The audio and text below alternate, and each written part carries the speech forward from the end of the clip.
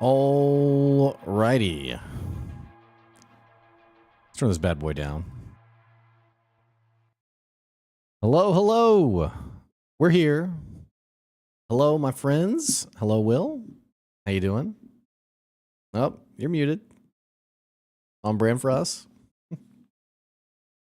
Well, while Will's tweaking that.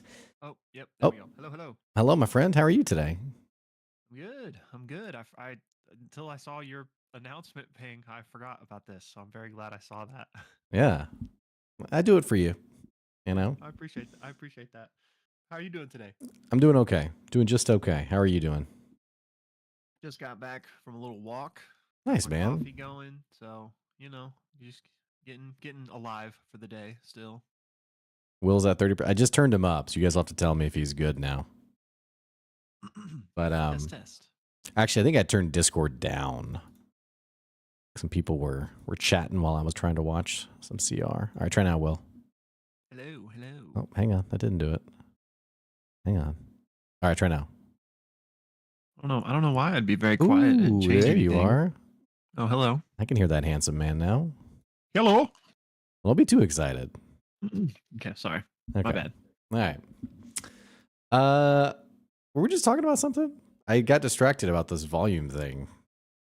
No, not really. I've already lost what we were talking about. Just small talk. I got you. I don't think it was important. It's Friday. Did you watch CR last night? First half. I'm a first half Andy these days. Yeah. But really loved the first half, so I'm excited to dive back Yes. into the second half soon. Arguably one of the best episodes of the campaign, I thought. Did you watch the whole thing? I did. I was bummed. The second half was more goodness. Yeah, second half was really good. We didn't get any didn't have a Beacon watch party afterwards, unfortunately. Which I wanted to stay up for, but anyway. Yeah, very good episode. Lots of good chatter. We'll talk about it in our breakdown, but anyway, I just thought really good episode. Yeah, I was loving it. It was we'll talk about it, but it's just so fun. Yeah, to get those interactions. And very effortless, I felt like they did such a good job going back and forth. I mean, playing two different characters, they did a really good job going back and forth between those characters. Yeah. So let me also get the live stream chat channel pulled up. I see some chatter happening there. So let's go ahead and just jump right into this question that got dropped for us. And if you're checking out, maybe you're listening to the podcast or you're tuning into the Friday stream for the first time, this is our unstructured little weekly wrap-up format where we kind of just talk about whatever random meanderings, I guess, we have and kind of finish, put a little ribbon on the present that is our content for the week. I don't know. We think very highly of ourselves, there's a nice gift. I know some people probably rage watch us, it just is what it is. But Kiki said, it looks like you guys are creating more content right now, which is great. How is that fitting in with you both time-wise, work-wise? I know there's lots more content to talk about right now, especially CR, but it also looks like you made a decision about engaging more. Do you have a answer to that? Do you have a reaction to that? I feel like that must be directed at you because I feel like I haven't been doing that much extra stuff recently. We both do a lot of stuff, Yeah, I mean, I think at the end of the day, like we do the channel because we just really love. We're just nerds, like we're passionate about this kind of stuff. Content wise, I mean, perfect world, there'd be daily content. That's just the game, just creating daily content. But at the end of the day, we just do this because we enjoy it. Doesn't pay the bills, doesn't pay any bills. So I know for me personally, whatever content I do is just whatever small excess that I have. Like I've been doing this D&D breakdown stuff. Because I just need to learn it myself because I have people at my table asking. So it's like, why not stream it, I guess. But yeah. So I know I was telling Blake He needs to remind me next time he does that because I want to pop in. I missed this last one. Are you going to do another, or have you Yep. gone through all of it now? Yeah, I don't know what classes we'll do next week, but yeah, we're going through the classes in sets of threes. And it's been good. We've had good people who are much more experienced in the world of D&D and DMing who've been in those streams too, who can help me. I'm like, oh, this is a new feature. And they're like, no, that's actually always been there. But Yeah. I'm like, well, I'm discovering it for the first time. Like, it's a core ability for that class. But There's a lot to keep track of. there is, especially as a DM, there's a whole lot to keep track of. Which this is a random segue into in the Discord, we have a channel for DMs. And I know a lot of the consistent thread in that conversation is essentially giving yourself a break, not trying to be like the perfect DM or, the Matt Mercer effect or whatever language you want to put around it. So it kind of all ties together, I guess. So I try when I get on those streams, I try not to be like, I know everything that's in this rule book. A lot of times I'm being like, yeah, I have no idea what that is. Let's look it up. Let's figure it out. So anyway. That was definitely my strategy. I could never remember any rules. So that's what the book's for, as far as I'm concerned, for me to reference. I'm just trying to keep like the lore and the story in my mind. Right. I have no room for anything else. Which, speaking of, I love when I mention like a character's name. They're like, is that what the character's name was? And I'm like, yes. And then they go to their notes and they're like, I think their name was, I'm like, yes. Yeah. That's right. And their accent will be completely different as well. Yeah. I try to keep it to like 2 or 3 accents that I feel good about. Like, it sounds like that other guy. I'm like, yeah, it does. You're right. They're cousins, actually. Yeah. So, little known fact. Yeah. I figure though, I mean, seeing Matt Mercer do like literally in CR, like opening the player's handbook and like looking up a spell or on his phone. If the Matt Mercer is doing this, then here's the deal. There's no hope for us to like memorize this stuff. So 100%. Just embrace it. So anyway, the one funny thing that does happen for me, I don't know if you were ever in this situation where like, I don't remember a lot of the stuff, but occasionally I do rarely remember some details. And when a player says like, oh, I'm going to do this feature or whatever. And I'm like, is that how it works? And I'm like, yeah. And they like confidently say like, yeah, that's how it works. It lets me, I get all my spell slots back and the enemy's dead. They just die. And I'm like, no, I think it's not like that. And then I look it up and I'm like, hang on a second. I think it's actually like this. So sometimes there is a little bit of a give and take there. But Aqua Astra said, something that helps me learn a ton is making a copy of certain items or spells, and it shows plus breaks down on the mechanics that item or spell, which I think is a great idea. I'm a big fan of that too with homebrew items and spells, of like very verbatim saying this is exactly what it does. And then Elitist Jake, who runs You Begin in a Tavern, which is another great D&D show. The best piece of DM advice I can give is nobody can know everything. So yeah, ask your players what the spell does. You'll be surprised how often it helps you and them. Yeah. 100%. I definitely needed the players to know how their stuff worked because I don't. Yeah. For sure. Fortunately, I don't know I never have had this at my table. I don't think you had this at your table either. The only like gray area here is when players are like trying to pull one over you to like cheat the game, I guess. Yeah. I've never been in that situation, but I know there was a certain person involved in CR who some of the criticism was on him fudging his rolls. Yeah. So I guess it does happen. Yeah. Thankfully I didn't have to deal with that either, but that would be like a whole other hurdle. Yeah. Especially in my case, since I don't know stuff. So. Well, and since we have some D&D experts, I always want to say savants, by the way. And then someone told me, I think I mentioned this, someone told me that they were like, hey, that's a little bit of a condescending term, which I've never thought of it that way. So like words people tell you, they're like, you shouldn't say that. And even though you don't necessarily feel that way, you're like, maybe I just won't say it anymore. But I was going to say, since we have some D&D savants in the channel, here's a question that I've been thinking of. I'd love to get your take, Will. And then I'll probably drop this in the DM Academy channel to get some other perspectives. But what is your advice for, and this is for you, Will, or for anyone on the channel, what is your advice for players who want to just go from point A to point B? Meaning, and I think this is like human nature. It's like, yeah, let's just progress the story. But think about like a table where you're like, yeah, this important NPC is like, you're in the tavern and the NPC's in the palace, and they go, okay, great, we go there. And so you're like, oh, okay, yeah. So you're there.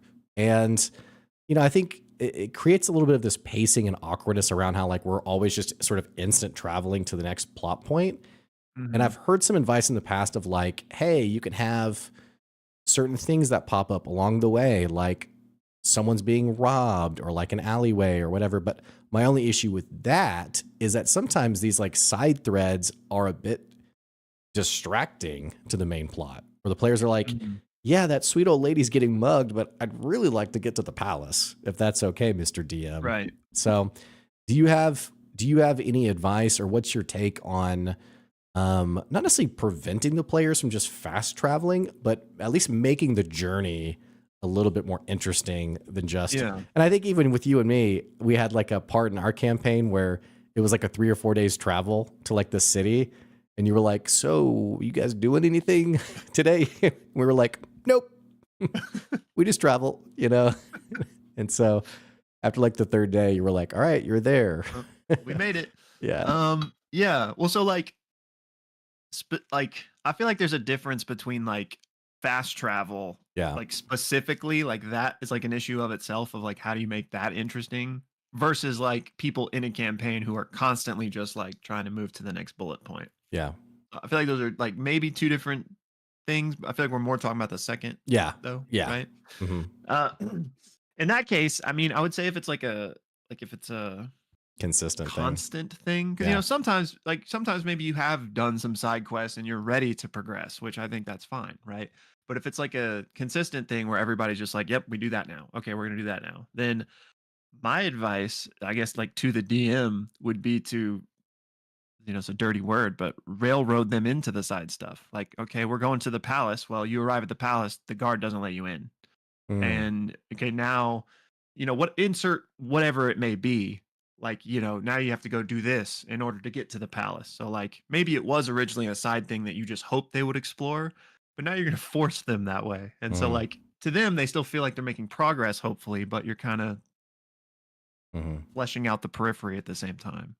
Yeah, because we were in our most recent session, and this is the campaign that was away for like 8 or 9 months. And I talked to my wife about it, and she was like, well, I think people are kind of just out of practice, so to speak.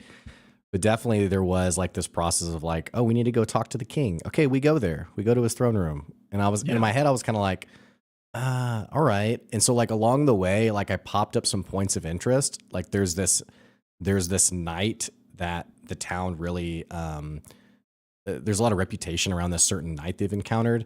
And while they were walking, I had there be a play of someone like reenacting that night being knighted and like becoming a knight, which I thought would be like really interesting. Like, oh, because there was some like details around like he became the knight at a very young age and like something tragic happened to his father.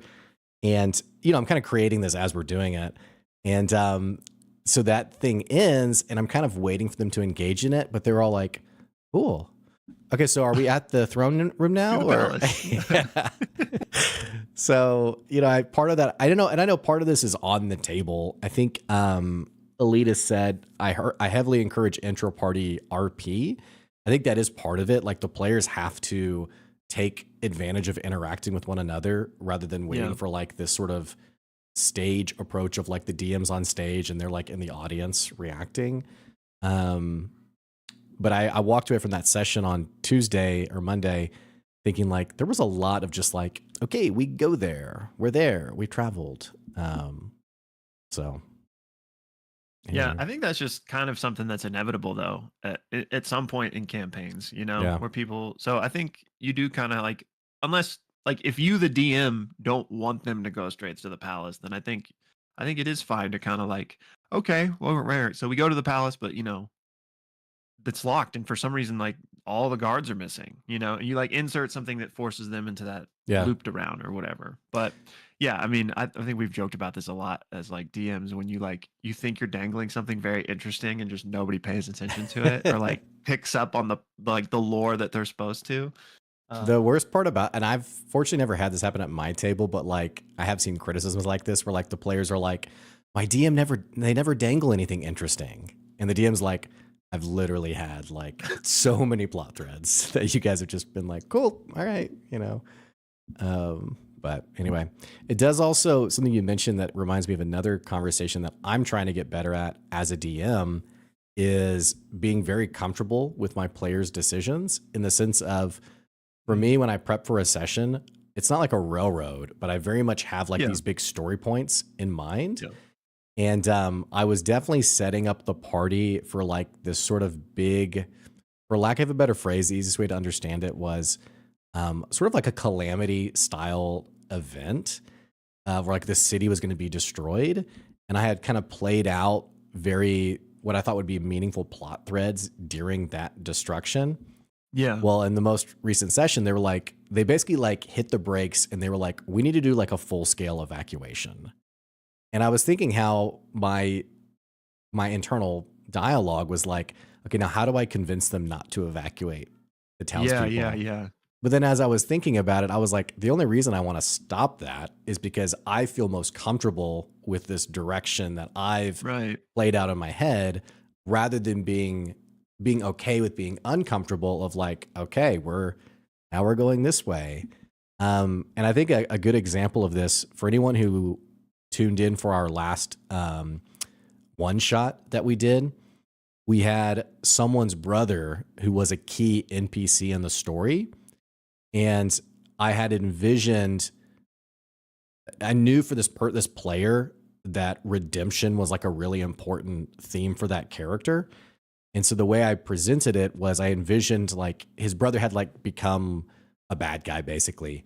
And his brother was going to have to make a decision on basically forgiving his brother or not, I guess is kind of the way I envision it. Well, there was an encounter with the brother earlier on in the session, and I envisioned bringing the brother back at the very end for like this final moment. Well, what happened was the player ran away. The brother ran away in this combat session. Well, I forgot that monks can walk vertical on like mountainsides. Like they can just like full on like a goat. Yeah, full on Naruto. Just crazy speed, all this stuff. So the brother was running away. Well, the player chased him and basically like pushed him off a mountain. And so I was like, okay. Well, so I had created this like kind of final data point that I was really had worked a lot of things leading up to. Well, the player, I mean, there's no coming back from this, right? And I just remember the moment I knew the player was thinking this when I was like, and it's your brother. And the player was like, wait, what? Like, he should be super dead. Which it wasn't really that bad, but that's a really good example of where I should have been like, okay, this is where I really thought would be a really meaningful data point. And as cool as I think that was, like, it's kind of like with Matt and Matt Colville of like, man, I had this really cool idea to bring him in, but like it just didn't go that way. So that's something that I'm trying to do a little bit better at, I guess.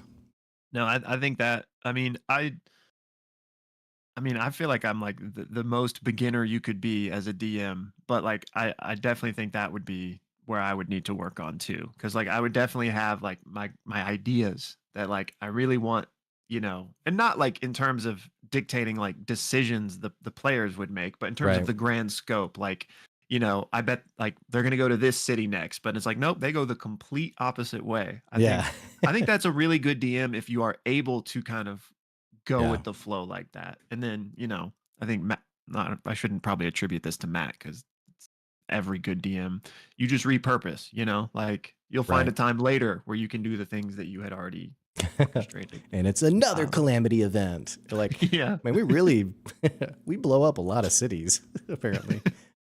The world has a problem. I remember there was a moment in Grey's Anatomy.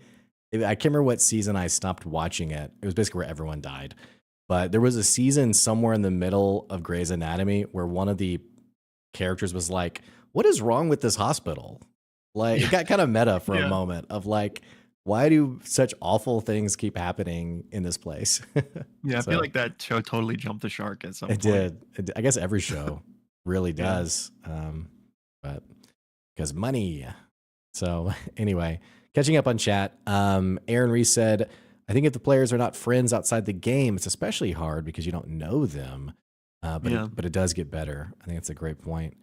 Or if they really hate it, insert it like, as you watch up to the tower, an old woman's calling out to you. I think it'd be like some intrigue on different story points too. And then Alita said, once my players move fully past something they missed, that's finally no longer plot relevant, I'll tell my party about it. It pisses them off. It makes them more careful in the future. I actually really like, there's this interesting perspective on DMing around like, don't show how the sauce gets made. And in a way, I really agree with that. But then I think there's an interesting data point here around when you do show a little bit about what's above the table, it gives them like a really good example would be my wife. They were, for simplicity of the story, they were in a dungeon. They came across a machine that can craft spells, basically.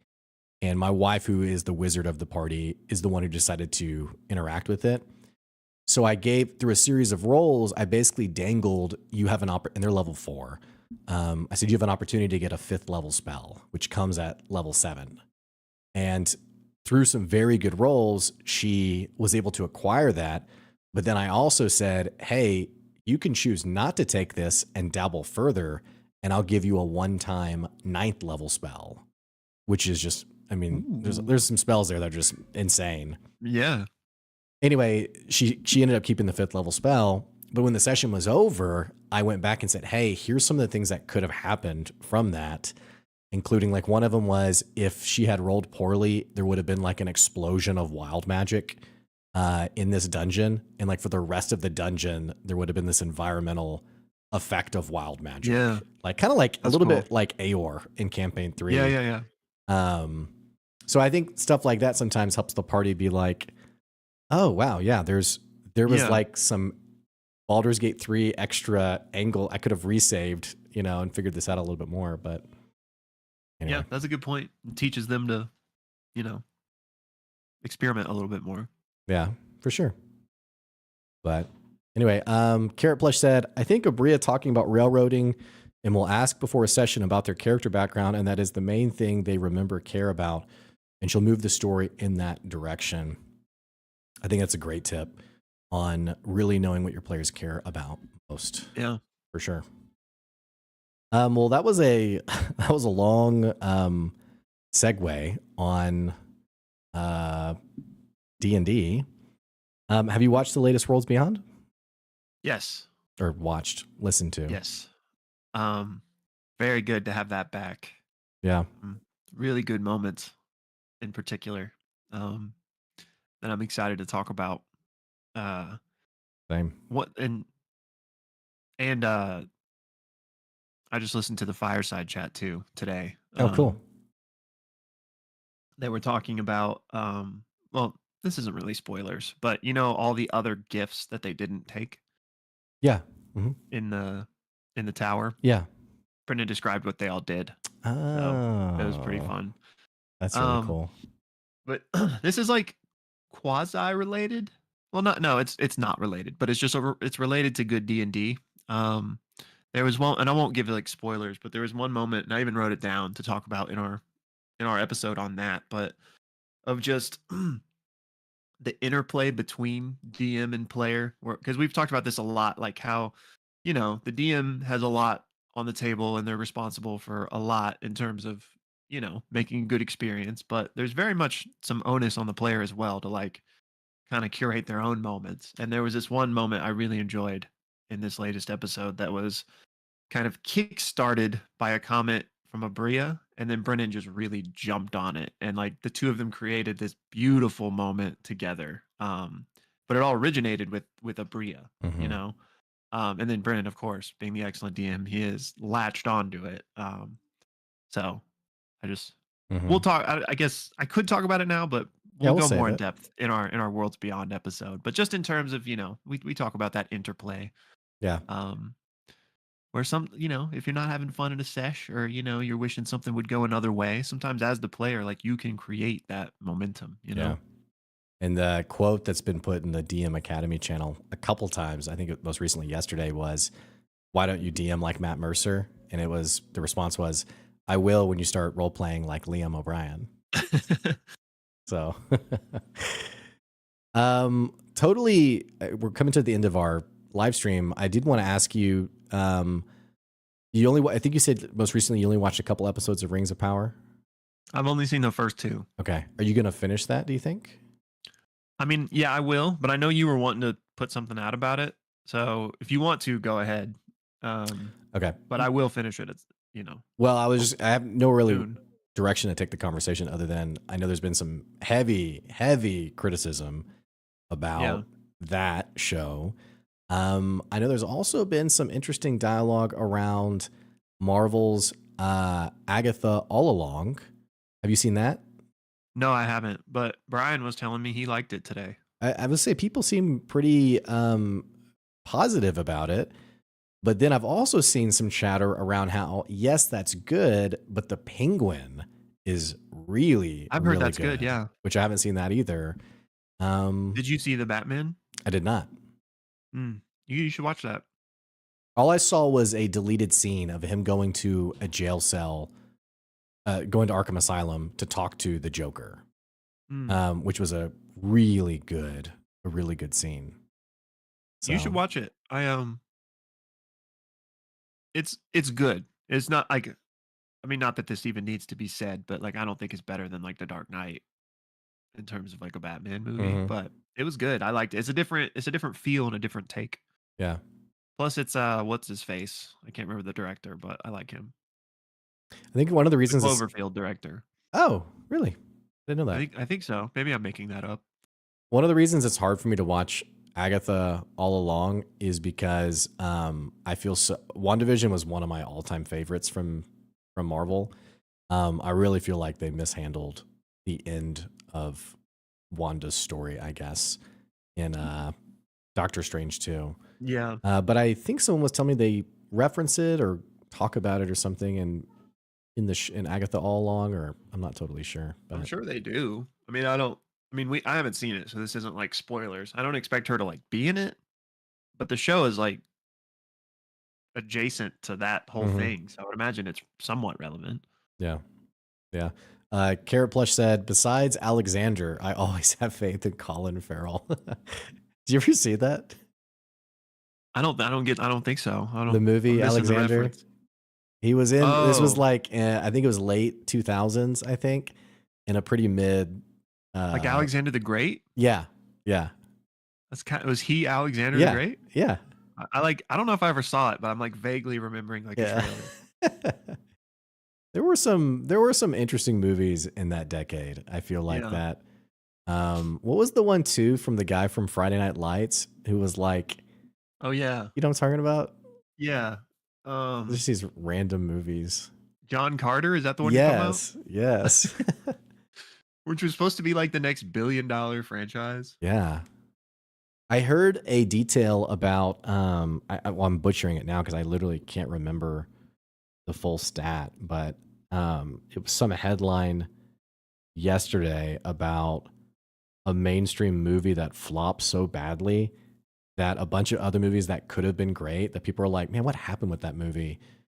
It was because Warner Brothers had so badly handled one movie that the budget of all these other films got cut. So one bad movie being so bad caused a handful of other movies to have just basically really bad endings. This example would be a much more compelling story if I could remember any of the details around it. That's how it goes. But well, I think that's going to do it for our stream today. Unless you have anything else you want to add, my friend. I don't think so. Okay. Well, we appreciate you guys tuning in today. On the calendar, we're going to be doing Worlds Beyond Number by Monday at the latest for the most recent episode of Chapter 4. I'll have a breakdown of the new D&D rule set someday next week. I don't know which day yet. We'll have our watch party for Legend of Vox Machina season 3, the final 3 episodes. Yeah. Our Critical Role, the last one of the month that we'll watch. And our stream next Friday. So we'll go from there. Pop. All right. Well, y'all, thank you for hanging out. Have a wonderful weekend, and we will see you soon. See ya. Bye.